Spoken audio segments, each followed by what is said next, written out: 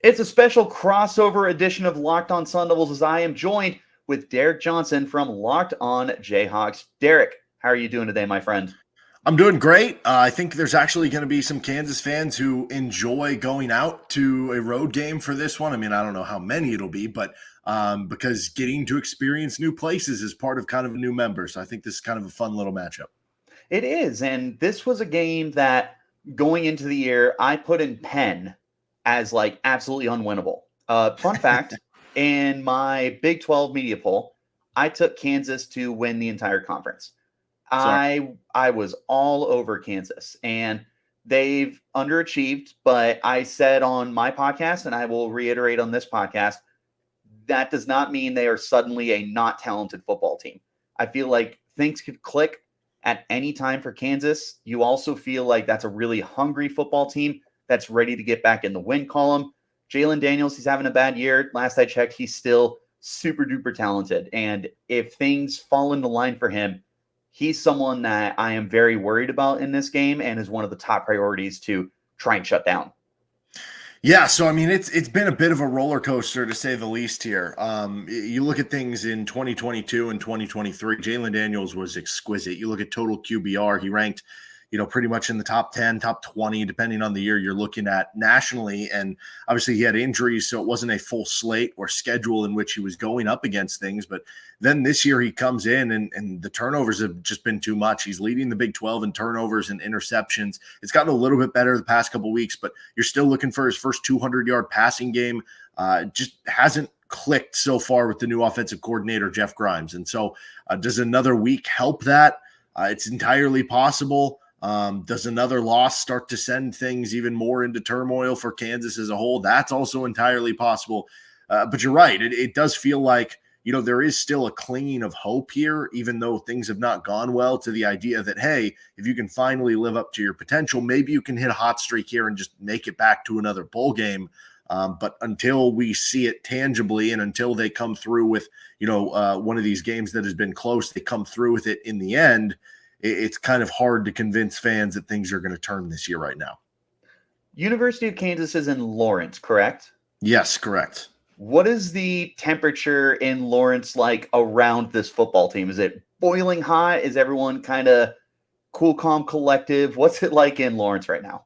So the tough part about Kansas is that, especially with how much they struggled over the previous really decade plus before Lance Leipold was here, and obviously it always is and always has been a basketball school first. And so, for the longest time, the saying you would always hear when Kansas would start the year 0-3 or 1-4 like they are now is, well, it's almost basketball season, right? Well, it's basketball season.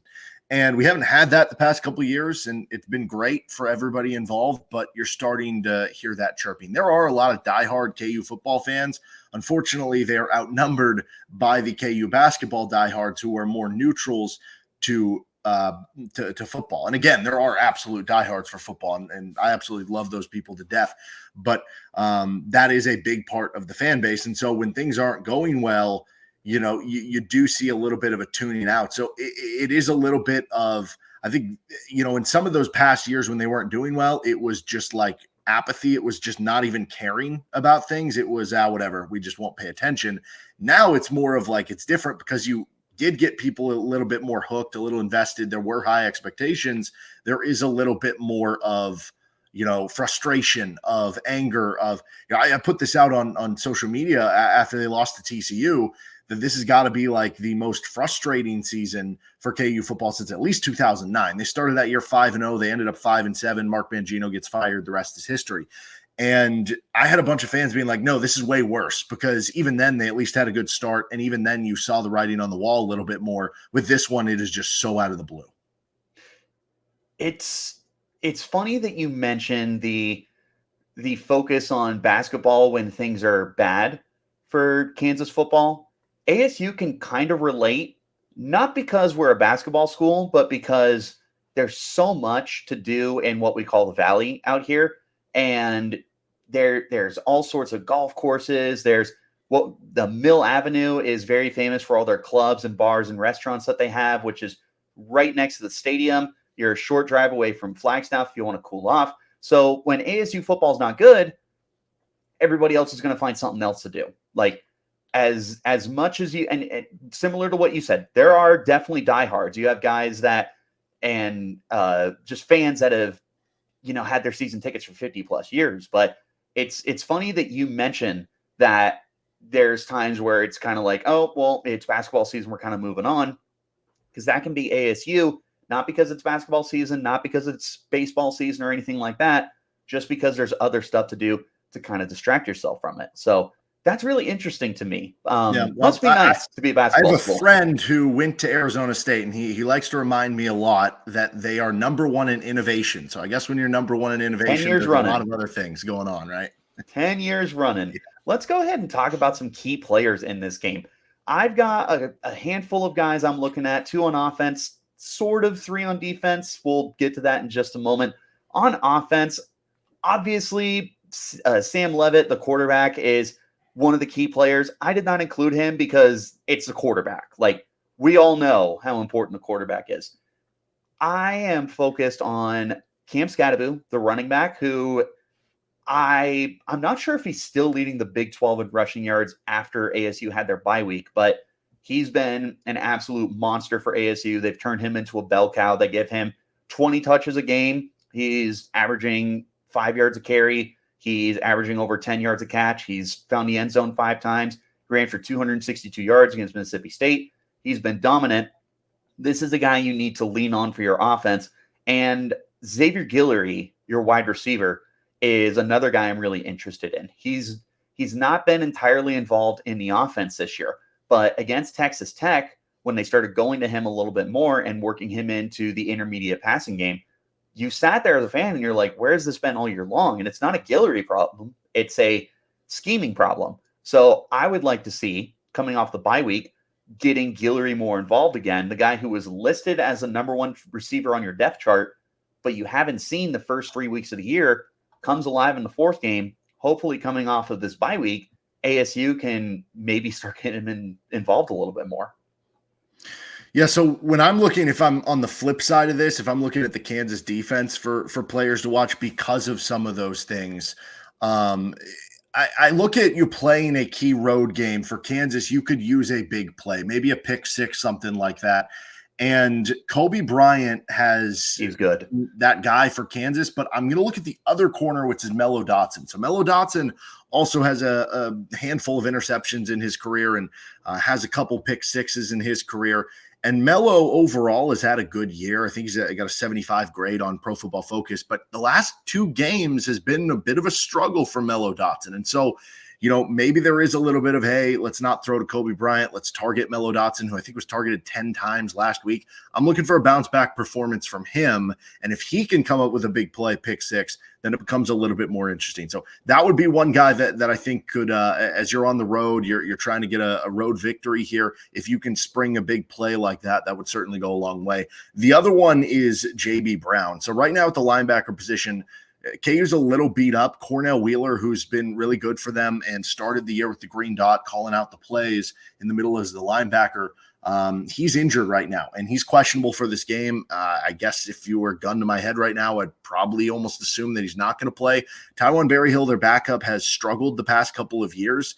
And so JB Brown has even more on him to do well. And when you look at Skattebo, he obviously is a physical runner. JB Brown is a very physical linebacker. So I think there's going to be some fun collisions between those 2 guys. But I think that's going to be one to watch. Although I guess it'll be interesting too if KU uses any of their linebackers. Is that JB Brown? Is that somebody else as a spy? Because they've really struggled stopping quarterback scrambling and quarterback runs. Sam Leavitt is a deceptively good runner. We came into this year as Sun Devil fans knowing that he's athletic and he's someone that could extend plays with his legs. He has turned into a borderline dual threat for ASU. So that will definitely be something that Kansas will have to game plan for. For defense for ASU, like I said, I kind of have 3 guys. The reason why is I'm talking about edge rushers, Prince Dorbaugh and Clayton Smith together. Clayton Smith has been present for all the games this year. He is the team leader in sacks. He is a ridiculously talented player who has really dialed up his game this year. Prince Dorbaugh was tied for your team lead in sacks a year ago. He made his first appearance against Texas Tech, kind of a quiet game, didn't really hear from him. He had the bye week to get healthy and integrated. I'm curious who ends up being the top edge rusher on this team, but I'm going to be counting on them to help set the edge and find a way to contain Jalon Daniels and, that running back who's pretty good, Devin Neal, who I'm definitely worried about a lot. And you're going to need the edge rushers to play well, and you're going to need safety Shamari Simmons to play well as well. He plays in the nickel. He plays deep, but wherever he is, he's really, really fast. He's able to close in on the ball carrier and make plays on the football. So it's going to be a lot on Shamari Simmons to make sure that nobody is getting too far outside on the perimeter and try and keep everything in front of them. Yeah, I think that's an awesome matchup if he's going to be matched up on Luke Grimm when he's kind of in the slot. But for the offensive players for me to watch, so I feel like you said when you were talking about the offense, quarterback is kind of a given. That's the thing. Like Jalon Daniels needs to throw at least 200 yards for the first time this season if they're going to pull this upset here. Devin Neal in the running game and Daniel Highshaw, like that's kind of a given on what typically you're going to get there. I'm glad you mentioned the Arizona State pass rushers on the edge. I want to bring up the KU offensive tackles. Bryce Cabeldue and Logan Brown both rank as top 5 offensive tackles, according to Pro Football Focus in the Big 12 right now. They have grades of 82.7 and 84.9. Cabeldue is coming off a game in which he had KU's best PFF grade, over a 90 grade last week. There has been some key plays, though, whether it's been late in the game or on a critical third down in the second half, where they've had a bad holding call or they've given up a big sack. And so it's kind of been a microcosm of the team where overall the team's played pretty well, but then in those key moments they haven't performed. Can you do that in this one? Because I think if Kansas is going to win this game, it's probably going to be a close game on the road. You can't have those mistakes late in the game, but overall those players have been pretty good. And then the other one I'm looking at here is LJ Arnold. Arnold had, I guess, technically 2 drops. One of them probably should have been a catch, but it was overturned after. It was weird. The official close to the ball called it a catch. Then the official on the opposite side of the field came in, said it was incomplete. They reviewed it. They said the call stands. The announcers were kind of leaning toward it being a catch, but they were like, I don't know if there's enough evidence. So it ended up not counting. So anyway, long story short, that would have been his second drop of the day. Overall, he's a good receiver, but they haven't really been able to get him going so far this season. If Kansas wants to get the passing game going, it can't just be Luke Grimm, which has been kind of the primary target. It has to be LJ Arnold as well. There you go. Those are the players to watch for Arizona State and Kansas on each side of the football. Coming up next on this crossover edition of Locked On Sun Devils and Locked On Jayhawks, we're going to be taking a look at what this game means, the importance, and a little bit more. Coming up next, this is the Locked On Sun Devils and the Locked On Jayhawks podcast, part of the Locked On Podcast Network's Your Team Every Day. Hey, NFL fans, you can start the season with a big return on FanDuel, America's #1 sportsbook. When you get a hunch in the middle of a game, you can check the latest stats, you can view a live play-by-play, and so much more on the same page where you place your bets. You can also take a look at college football if you're interested in betting on the ASU Kansas game or any other game that may pique your interest. You will get started with $200 in bonus bets guaranteed when you place your first $5 bet. Go to FanDuel.com, America's #1 sportsbook, to get started.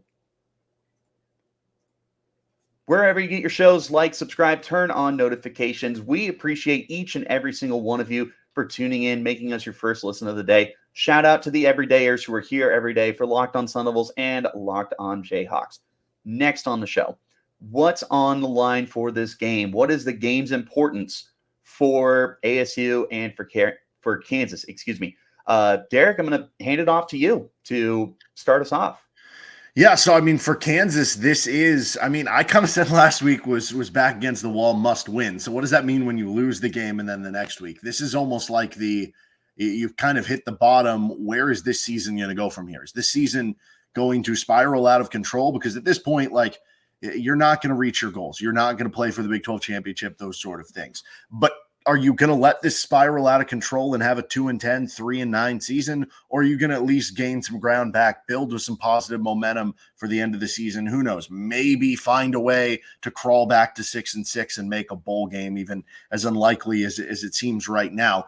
That's the importance of this game for KU, just finding your mojo back, and you're going into a bye week on top of it. So if you at least get one back, get a tough one on the road against what I think is a pretty good Arizona State team, then you're going to at least have some confidence coming back to you, and at least feel like you're heading in the right direction for maybe the first time this year since really that first week in the FCS win over Lindenwood. Yeah, for ASU, this has been a year that we've blown away expectations. They were picked dead last in the media poll, right, wrong, or indifferent, whether you were someone that agreed with it or not, if you were an ASU fan that was upset about it, or if you were a U of A fan that probably voted on that poll. They have outperformed expectations. 3-0 start to the year in out of conference play, but then you go to the Big 12 for your first ever game. You go to Lubbock, which is not an easy place to play. You take on Texas Tech, and I've called it like it is. I felt like that was a very humbling loss for ASU. They were riding high, and your first trip in the Big 12 and to a hostile environment in Texas, which is something that ASU has never really had to worry about before, was very different for them. And the tortillas are flying, and the referee flags are flying for both teams. There were 17 penalties. Somehow Texas Tech had more than ASU, but it certainly did not feel like it. So ASU needs to get back on track, and they need to find a way to get their first Big 12 win. This is a really big deal for ASU. You're trying to make a statement in your first year of the Big 12 that you are not one of the worst teams in the conference. And that's where a lot of people very fairly ranked you going into this year. You were not a great football team. Each of the last 2 years, you have only won 3 games. There's no reason for anyone to give you respect as one of the best teams. You've come out and you have shocked people. But the next thing that you need to do is show that you can compete in the conference. Are you winning the championship this year? Absolutely not. Hopefully, you can be a 6-6 bowl team. You need to start getting these wins. And fresh off a bye week, with a lot of confidence in this team, and hopefully they're able to get some of their mojo back that they had from the first 3 games. This should be a game that ASU should be completely dialed in on, all in, and hopefully find a way to pull it out and get back in the win column, get to 4-1, and have that elusive first Big 12 win for the Sun Devils. Yeah, I think there's a lot at stake, and Arizona State is kind of in a place where Kansas was in 2022, where obviously not as bad for nearly as many years, but with where it's been for the past 2 years for Arizona State, trying to just get back to bowl eligibility, like every win really counts in that way. And yeah, for Kansas, it's just, trying to survive at this point in time. So that's kind of the beauty too of the Big 12 when you look at it in all these games. Like even with a team like Kansas who's struggling, even like a team with Arizona State who, yes, coming off the loss, but has been impressive early this season. Really every game right now, except for ones that are, I don't know, maybe featuring like Kansas State or maybe featuring if Cam Rising is playing for Utah, you feel like you have a shot in, which is right. It speaks to the chaos of the league and speaks to how balanced it is, and maybe that there's not like an elite team in there, but it also makes it a lot of fun week in and week out. I love the term chaos. ASU comes from a Pac-12 conference, which every year we would come in, we're like, Oregon's the best, USC's the best, Utah's the best. And by the end of the year, every team is beat up. There's very little odds of sending a team to the playoff back when it was 4 teams, because these teams would just beat up on each other. And Oregon could go into Corvallis to play Oregon State, and they could be 9-0, and then boom, the Beavers upset them. And then Washington could go down to Tempe and play Arizona State, and boom, they lose, even though they were 8-0 coming into that game. ASU thought it was going to be a little different going to the Big 12.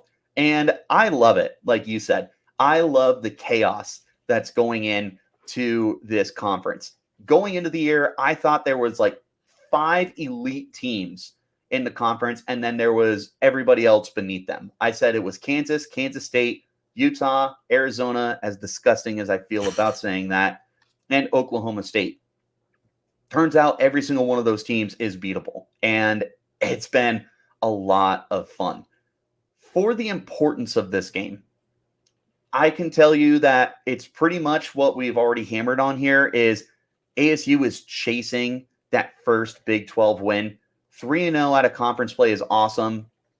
if you went 3-9, like if you just lost out the last 9 games of the year, you'd feel like this was a completely wasted season.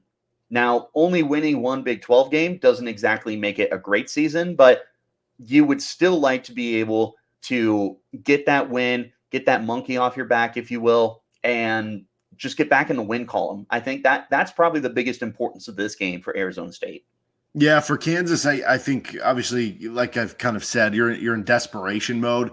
Beyond that, it is very important, I think, for Jalon Daniels, I think for Jeff Grimes, the offensive coordinator, to have good showings in this game to prove that you can be the guy at your respected position the rest of the way. I mean, Kansas is coming into a bye week after this week.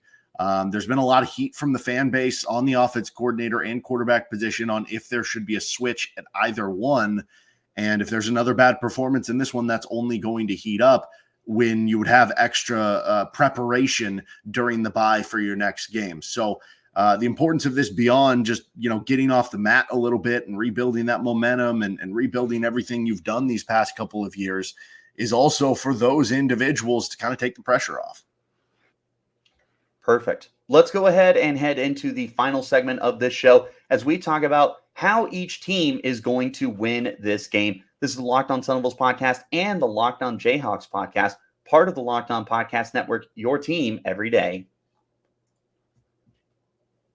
One last time, wherever you get those shows, hit like, subscribe, turn on notifications so you get that update whenever these two shows post new content. How do you win this game? I think for ASU, it comes down to 3 different aspects. The first is to make sure that on offense, you are playing to your strengths. That means you need to be heavy on Cam Skattebo. Don't overthink it. If you need the yards, give it to one of the best kept secrets in the Big 12. Let him churn it out. His longest carry this year is 39 yards, and yet he's still averaging 5 yards a carry. He's just a chunk play machine. You get those 5-yard carries, you get those 8-yard carries, those 12-yard carries. It beats up the defense, and that's what you need from Skattebo, is to help make it as simple an offense as you can for Sam Levitt, who is only playing his 5th game in Tempe as a redshirt freshman. You're hoping that the bye week was able to help him kind of mellow out and maybe open up the offense a little more. But this is not a secondary that I'm trying to test. With Kobe Bryant and Mello Dotson, especially, Kobe is someone I am absolutely terrified of, by the way. Definitely went into this game, went into the offseason, and I was like, looking ahead, I'm like, I don't want to play him. He's someone who scares me. And with a redshirt freshman quarterback, I don't know how much I want you testing that secondary. Sure, every once in a while, but if they didn't push the ball down the field, I would be totally fine with that. Defensively, you need to find a way to contain Jalon Daniels as a runner. He's been turnover prone this year. Hopefully you can capitalize on that. ASU opportunistic, but they're not a turnover heavy team. I need to make sure that you are keeping one of the best athletes in the Big 12 in front of you, and you do not let him beat you as a runner, because if he does, then this is going to be a really long night for ASU. Last key to victory here, you just need to get back to disciplined football. This is a team that in week 1 against Wyoming, they were penalized 3 times. 2 of them were delay games. They were able to really, really just have that zen for themselves. Allow their opponent to get in their head and commit those penalties that end up leading to extra opportunities, converting long downs and stuff like that. ASU has been on the other side of that. Their last 2 games against Texas Tech and against Texas State is they're starting to get a little agitated. You need to be able to get more cool, calm, collective, because if you start making the mental mistakes, then a team like Kansas that is still a really explosive offense, if everything is clicking for them, they can take advantage and you can get down on the scoreboard very, very quickly. And I still don't think ASU is a team that's ready to play from behind if you get down 10 plus points.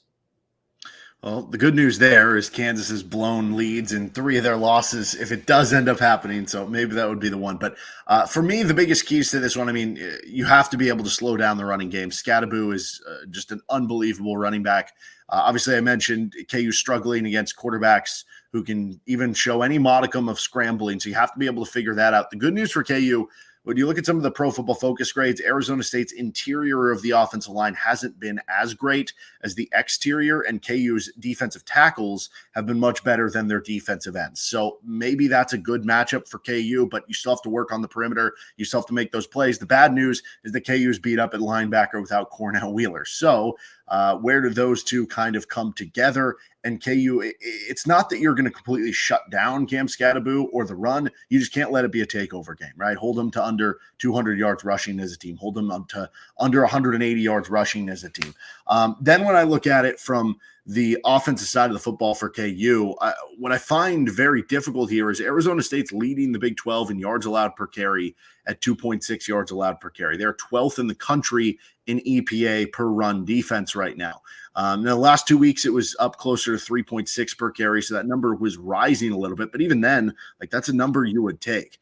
And for Kansas right now, because of the way that Jalon Daniels has struggled and they're struggling to throw the football, you're ending up with a lot of 7-8-man boxes where they're not just 7 or 8-man boxes. They're keen on the running game to where, plays that we've seen in the past couple of years that were 10, 15, 20-yard runs are 5 or 6 yard runs. And then the plays that used to be 5 or 6 or 7 yard runs are now 2 or 3 yard runs, and everything's losing it. So the end of the day, this does once again fall on the passing game. Jalon Daniels has to have a good game. Jalon Daniels has to help open up the running game and open up the running lanes and open up the box for Devin Neal, Daniel Highshot to get things going. Because if they're not going to pass the football well, and this on Jeff Grimes too, calling the right plays, they have to be able to throw over the middle of the field. That's something they haven't really shown with the Jeff Grimes offense. It's been all perimeter. It's been all very hard throws. It's been vertical throws on the outside that are low percentage completion rate. If Jalon Daniels has a good game, and I'm not just saying it's a fine statistic game, like it has to be a generally good game, I think they can win this game.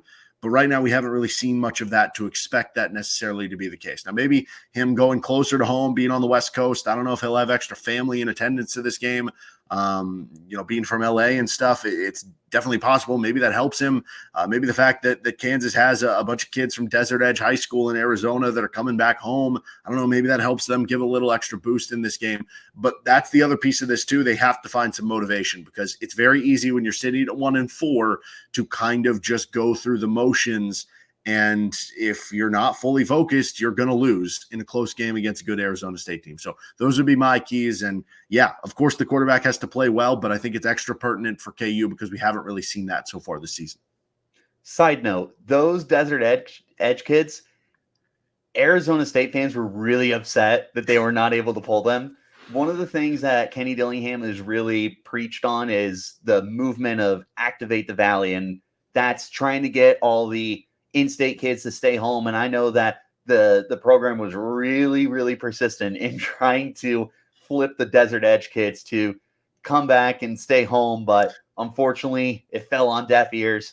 So that's, really, really interesting. And it'll also be interesting to see if their families end up coming out as well and showing out for the game. ASU, it's a decent home crowd. Opposing teams travel very well. So I am expecting to see a lot of blue in the stadium. I am curious, before we wrap this up, is Kansas winning this football game? I can't pick it. We just haven't seen it. I am going to go with Arizona State in this one. I'll take them 34-23. Oh, wow. High scoring. I like ASU in this game. I think that this is a game that I don't want ASU to go into and they're like, oh, Kansas is 1-4 and they're not a good football team and this, that, and the other. You need to go in with the same assumption that we had over the summer. And like I said, I had this game in Penn. There's no way you're winning this football game. This looks more winnable, but that does not mean that ASU is guaranteed the win. I have a lower score here. I did have 24-17. I'm going to knock it down to 21-17. And I think ASU is 4.5-point favorite, so they would barely cover. But it's a game that you really hope ASU is going to be able to come off of the bye week and execute at a high enough level. For Kansas, like you said, you're hoping that this is the game that maybe turns everything around. we'll see. I think that both of these teams have a lot to play for, though. But Derek, I really appreciate you hopping on, doing this crossover edition of Locked On Sun Devils and Locked On Jayhawks today. Absolutely. And real quick, if you could, restaurant recommendation for any KU fans coming out. If you like Mexican food, then I would recommend a place called Ajo Al's. It's absolutely to die for. The pollo con queso is my go-to. Obviously, they have tons of chips and salsa to go around. They've got really good margaritas if you're interested in that. So that would be my recommendation if you're a big Mexican food person. And Arizona has really good Mexican food. It's not like some other like chain restaurant that you would find on the East Coast or anything like that. It's really good. So if you like Mexican food, if you want to test your tolerance on hot stuff, give some of their spicy salsa a try. But yeah, Ajo Al's. Okay, love that. Appreciate that, and good luck this weekend. Good luck to you as well. To all of you tuning in, I appreciate each and every single one of you for tuning in and making us your first listen of the day. A special shout out to our everydayers who are here every day. We will catch you guys next time. And until then, you keep it locked right here on Locked On Sun Devils and Locked On Jayhawks.